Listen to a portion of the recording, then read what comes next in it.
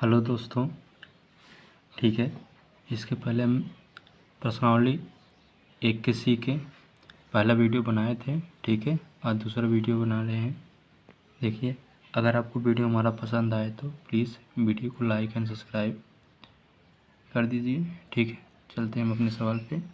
देखो, पाँचवा सवाल हमारा क्या है किताब में, देखते हैं। पाँचवा सवाल हमारा है, यदि कार्डिम 2 एक परमेय संख्या नहीं है तो सिद्ध कीजिए कि 2 प्लस कार्डिम 2 एक परमेय संख्या नहीं है। यही सिद्ध करना है, ठीक। कहा है कि हमारा कार्डिम 2 जो है एक अपरमेय संख्या है, ठीक। इसीलिए हमको 2 प्लस कार्डिम 2 परमेय संख्या नहीं है, ये भी हमें सिद्ध करना है, ठीक है। तो देखते हैं, पहले जो हमारा अपरमेय संख्या है, ठीक, उसे लिख लेंगे और जिसे सिद्ध करना है उसे क्या करेंगे, हम परमेय संख्या मानेंगे, ठीक। यहाँ पर देखते हैं, माना 2 प्लस कार्डिन 2 एक परमेय संख्या है।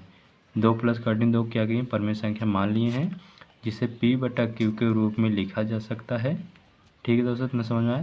तो जहाँ Q हमारा 0 के बराबर नहीं होगा, ठीक। जब हमारा 2 प्लस कार्डिन 2 ये भी परमेय संख्या हमने मान लिया है, और P/Q के रूप में जो संख्या होगा हमारा परमेय संख्या होगा ये, ठीक। इन दोनों क्या करेंगे, बराबर करेंगे। बराबर करने पर 2 को देखो, इधर प्लस है, दूसरी तरफ जाके क्या होगा, माइनस हो जाएगा। अब जो ये दूसरी तरफ वाला संख्या है ये हमारा एक परमेय संख्या निकल के आएगा। तो हम यहाँ पर लिखेंगे, क्योंकि P/Q - 2 एक परमेय संख्या है, लेकिन जो ये संख्या कार्डिम 2 है, कार्डिम 2 एक अपरमेय संख्या है, ठीक है दोस्तों। जब इतना हुआ तो हम क्या करेंगे, अतः 2 प्लस कार्डिम 2 एक अपरमेय संख्या है। यही हमारा जो होगा 2 प्लस कार्डिम 2, ठीक, अपरमेय संख्या सिद्ध हो जाएगा, ठीक है। इतना समझ में आया। तो आगे चलते हैं छठवें सवाल पे।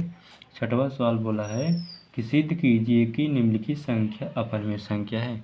इनमें छठवें सवाल में 3 सवाल दिया है, ठीक। तीनों सवालों को क्या करना है, सिद्ध करना है कि हमारा क्या अपरमेय संख्या है, ठीक। तो पहला देखते हैं, इसका पहला क्या है, पहला है 1 कार्डिन 2 है, ठीक।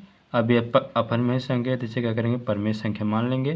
तो माना 1 कार्डिम 2 एक परमेय संख्या है, जिसे P/Q के रूप में लिखा जा सकता है, तो Q हमारा 0 के बराबर नहीं है। ये पहले में ये शब्द लिखाए थे ये, और इसमें भी क्या करेंगे, ये लिखा है, ठीक है। तो देखते हैं, जब हमारा ये 1 कार्डिन 2 परमेय संख्या मान लिए हैं तो, और इसे हम P/Q के रूप में लिख सकते हैं, इसलिए इन दोनों क्या किए हैं, बराबर कर लिए हैं, ठीक। तब क्या करेंगे, दोनों पक्षों का हम स्क्वायर करेंगे, ठीक। दोनों पक्षों का वर्ग करने पर 1 कार्डिम 2 का होल स्क्वायर, ठीक, P/Q का भी स्क्वायर। अब ये स्क्वायर जब करेंगे, कार्डिम 2 जो है इसका जो कार्डी है, स्क्वायर करने पर कार्डी हट जाता है, केवल संख्या बचता है। यहाँ पर 1/2 बचेगा, बराबर P²/Q² होगा।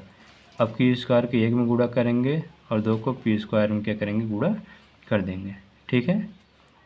देखते हैं, अब 2 हमारा क्या है, 2 Q² का भाजक है, यहाँ पर लिखेंगे 2 Q² का एक भाजक है, ठीक है। तो आगे चलते हैं। फिर इसके बाद जो Q है, Q बराबर हम कुछ संख्या मान लेंगे, ठीक। Q बराबर हम संख्या मान लेंगे। यहाँ पर देखिए Q बराबर 2a मान लेंगे। अब देखिए Q का स्थान क्या करेंगे, 2a रखेंगे। अब इससे हम स्क्वायर करके यहाँ पर 4 हो जाएगा, a² होगा, यहाँ पर 9 है, ठीक है दोस्तों। तो आगे चलते हैं। अब स्क्वायर करने में ये हमारा 2 से 2 कटेगा, ठीक, यहाँ पर बचेगा 2। अब ये 2 है, अब P² को भी भाज्य कर रहा है, ठीक।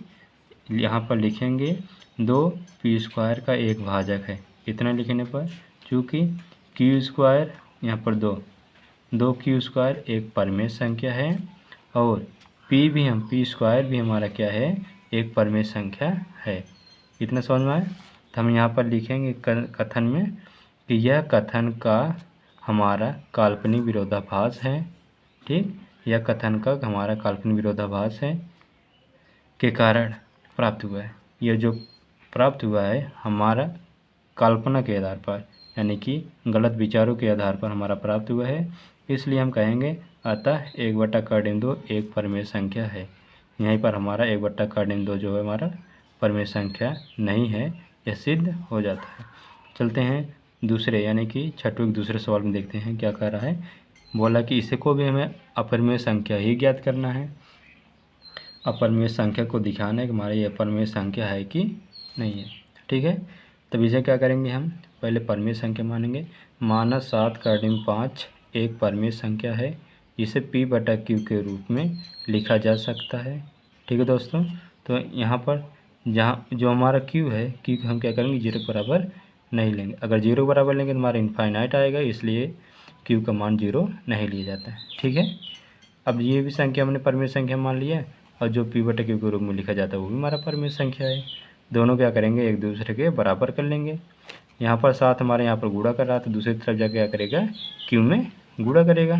ठीक है, इतना समझ में आया। देखिए अब यह संख्या जो दूसरी तरफ निकल कर आया है, ये हमारा क्या हुआ है, ये हमारा है परिमेय संख्या। तो ये लिखेंगे, चूँकि P बटा 7Q एक परिमेय संख्या है, लेकिन कार्डिम 5 एक अपरिमेय संख्या है। ठीक है दोस्तों, इतना समझ में आया। ये जो संख्या दूसरी तरफ ये हमारा परिमेय संख्या है, लेकिन कार्डिम 5 हमारा अपरिमेय संख्या है, इसलिए हम यहाँ पर लिखेंगे अतः 7 कार्डिम 5 एक अपरिमेय संख्या है। यहीं पर हमारा 7 कार्डिम 5 अपरिमेय संख्या सिद्ध हो जाता है। ठीक है, तो आगे चलते हैं। अभी 6वें का एक सवाल और बचा है, उसे देख लेते हैं। ठीक है, देखते हैं।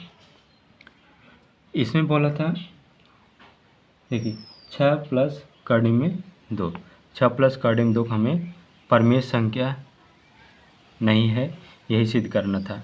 जब परिमेय संख्या नहीं था, अपरिमेय संख्या है, हमको अपरिमेय संख्या ही सिद्ध करना है। ठीक है, तो मान लेंगे इसे, माना 6 प्लस कार्डिम 2 एक परिमेय संख्या है।